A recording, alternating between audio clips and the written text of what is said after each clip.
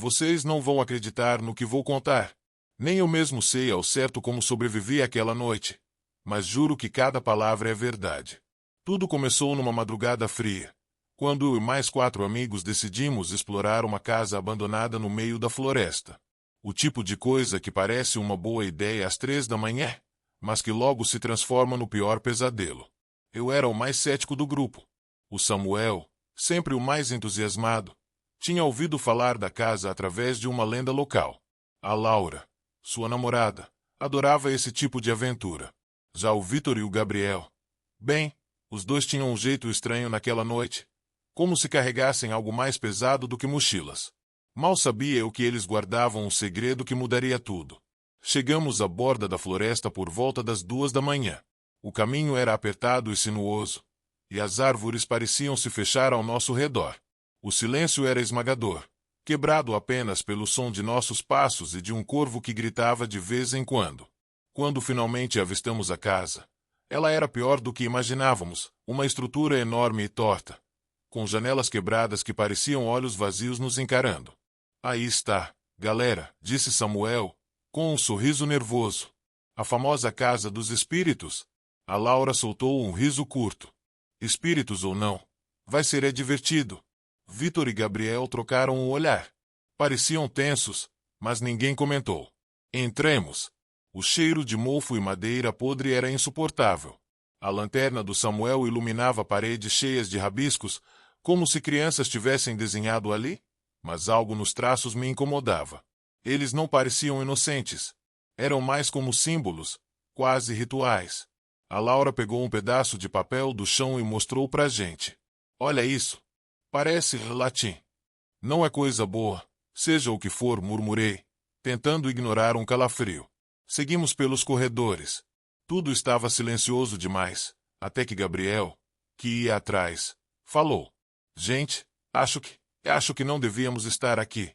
Antes que pudéssemos responder, Samuel abriu a porta de uma sala maior. E foi lá que encontramos o livro. Era enorme, com uma capa de couro preto rachado e um fecho enferrujado que cedeu com facilidade. As páginas estavam amareladas, mas o conteúdo parecia recém-escrito. Havia desenhos de criaturas estranhas, textos em uma língua que não conhecíamos e manchas que pareciam sangue. Isso é demais, disse Samuel, fascinado. Ele virou uma das páginas e leu em voz alta.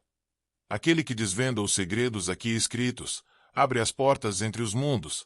Samuel, cala a boca, gritou Vitor, de repente desesperado.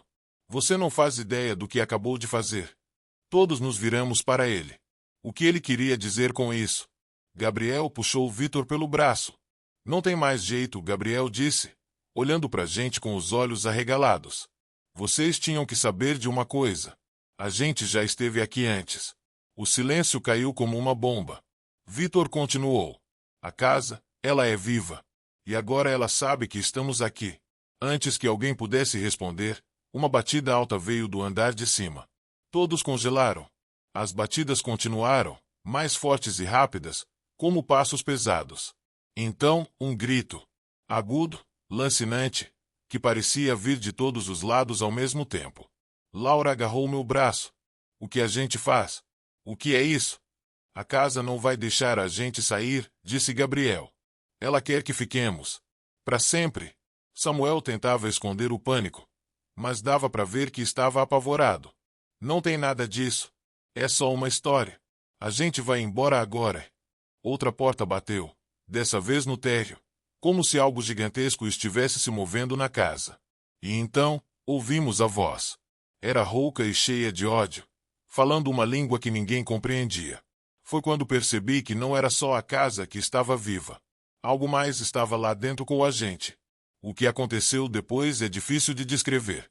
Só sei que o livro tinha algo a ver com tudo aquilo. E que, de algum modo, conseguimos sair vivos. Mas nem todos foram os mesmos depois daquela noite. Hoje, às vezes acordo no meio da noite, ouvindo aquelas batidas e aquela voz. E me pergunto, realmente escapamos? Ou apenas trazemos algo conosco? Vocês podem até não acreditar, mas o que estou prestes a contar mudou minha vida para sempre. Aconteceu comigo e com a Lívia, minha esposa. Nossa lua de mel, que deveria ser um sonho, virou o pior pesadelo. Tudo começou quando decidimos alugar uma casa isolada no meio da floresta, às margens de um lago, no interior do Brasil. Queríamos privacidade, uma semana longe de tudo e de todos. Se ao menos tivéssemos escolhido outro lugar. Chegamos de madrugada, porque o carro quebrou na estrada e demoramos horas para conseguir resolver. A casa era exatamente como nas fotos do site, rústica, charmosa, com grandes janelas que davam para o lago. Mas ao vivo, havia algo de inquietante nela. Parecia observadora. Lívia riu de mim quando comentei isso. É só a sua imaginação, amor, disse ela, enquanto desembrulhava nossas coisas. Vamos aproveitar. Eu queria acreditar nela. E por algumas horas, consegui. Tomamos vinho, rimos, aproveitamos o primeiro dia. Mas à noite, tudo mudou. Eu estava quase pegando no sono quando ouvi um som vindo do andar de baixo. Era como se alguma coisa arranhasse o chão de madeira. Achei que fosse um animal, afinal, estávamos no meio da floresta. Peguei uma lanterna e desci. Não havia nada. Na manhã seguinte, comentei com Lívia, mas ela zombou de mim novamente. Você sempre foi medroso, Rafael. Deixa de bobagem. Então, ela abriu a geladeira e ficou pálida. Dentro, havia um objeto que não estava lá antes, uma boneca de pano, velha e suja, com os olhos costurados com linha preta. Você colocou isso aqui? Ela perguntou, a voz trêmula. Neguei imediatamente. Decidimos ignorar e jogá-la fora. Talvez algum antigo hóspede tivesse esquecido. Mas à noite, enquanto cozinhávamos, as luzes piscavam sem parar, e o som de arranhões voltou, mais alto. Dessa vez, ambos ouvimos. No segundo dia, coisas mais estranhas aconteceram. As portas da casa se trancavam sozinhas. A água do lago, que era cristalina, começou a ficar escura e oleosa, como se algo emergisse do fundo. Lívia encontrou um caderno escondido no armário. As páginas estavam preenchidas com desenhos de olhos, centenas deles, todos encarando quem os olhasse. E havia palavras rabiscadas em português antigo. O mal dorme. Não desperte. Eu queria ir embora, mas a única estrada que levava à casa estava bloqueada por uma árvore que caiu misteriosamente na madrugada. Estávamos presos. No terceiro dia, Lívia começou a mudar. Estava mais silenciosa, mais distante. Ela passava horas encarando o lago, murmurando palavras que eu não compreendia. Quando tentei questioná-la, ela me ignorou. De noite, acordei e percebi que ela não estava na cama. Fui procurá-la e a encontrei no meio da sala, com a boneca de pano, aquela que havíamos jogado fora, nas mãos. Ela cantava uma canção de ninar que eu nunca tinha ouvido. Lívia, o que está fazendo? Perguntei, mas ela não respondeu.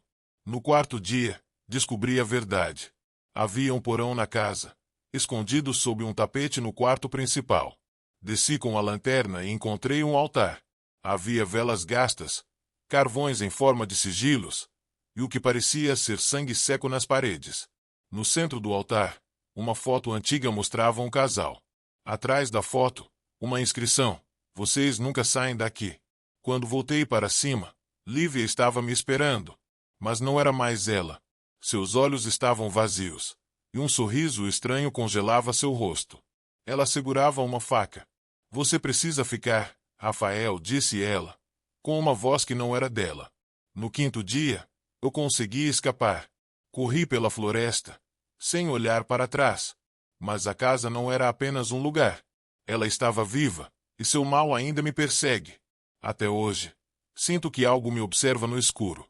Vocês podem achar que é só uma história, mas eu pergunto, é mesmo? Ou será que a casa está esperando o próximo casal para completar sua coleção?